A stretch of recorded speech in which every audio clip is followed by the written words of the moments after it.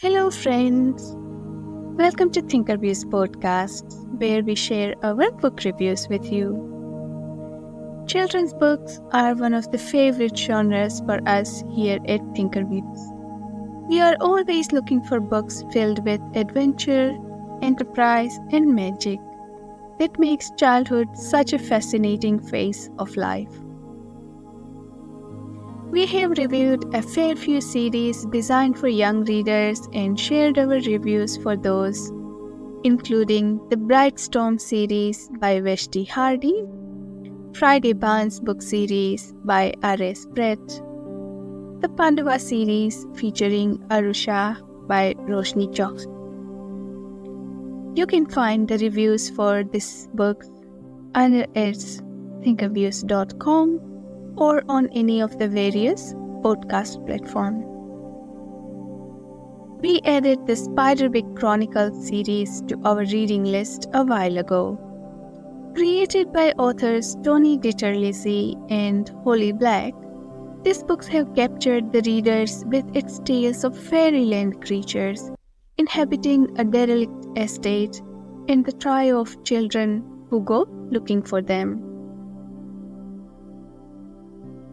First published in 2003, the series has grown over time and been loved by readers old and young, inspiring a TV adaptation by the same name that's hit the screens lately.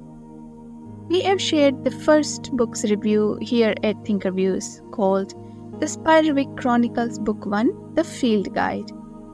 And so let's continue through the series with this review for the second book called The Seeing Stone. Let us take a look at the cover page of this book. Now we found the lovely hardback copies of the series with matching cover pages all done with the same themes and motifs. There are of course multiple editions available with a variety of cover pages.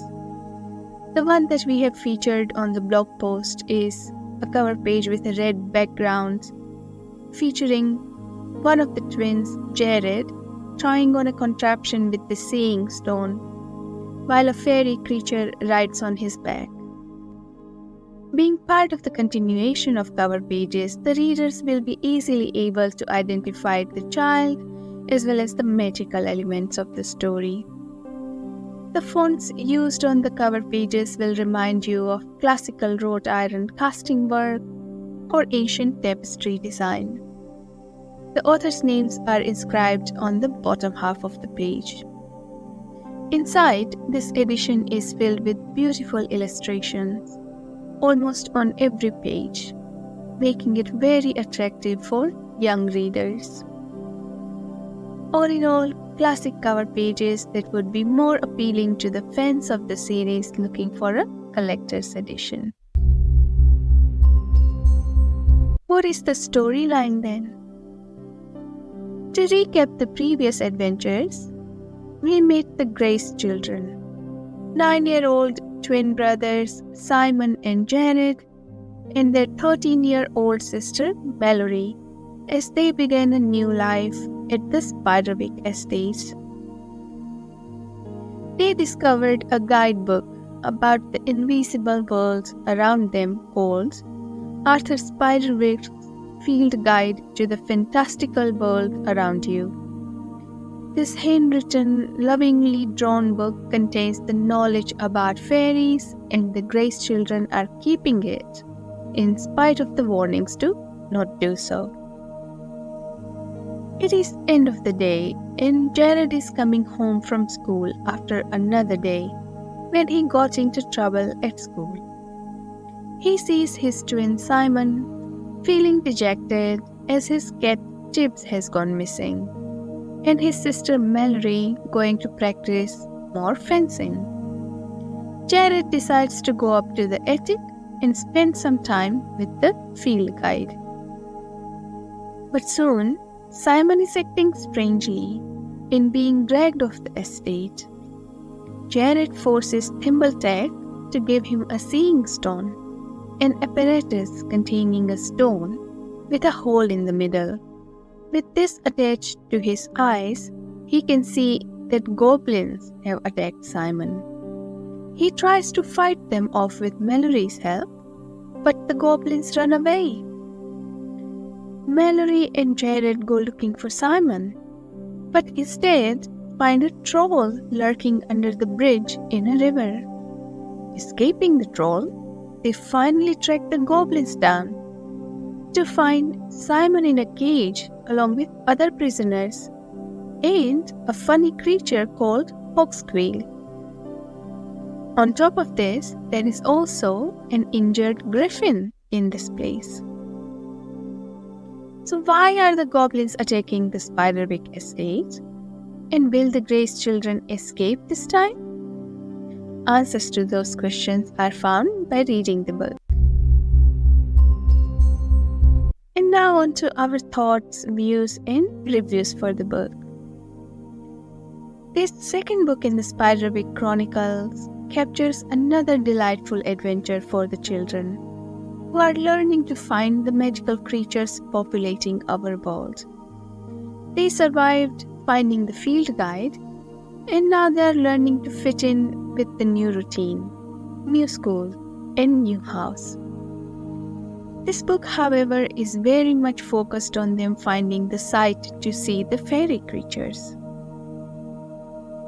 Starting in the evening with the attack of the goblins, the children encounter sprites, trolls, hobgoblins, etc. in a few hours, and also a griffin that they bring home.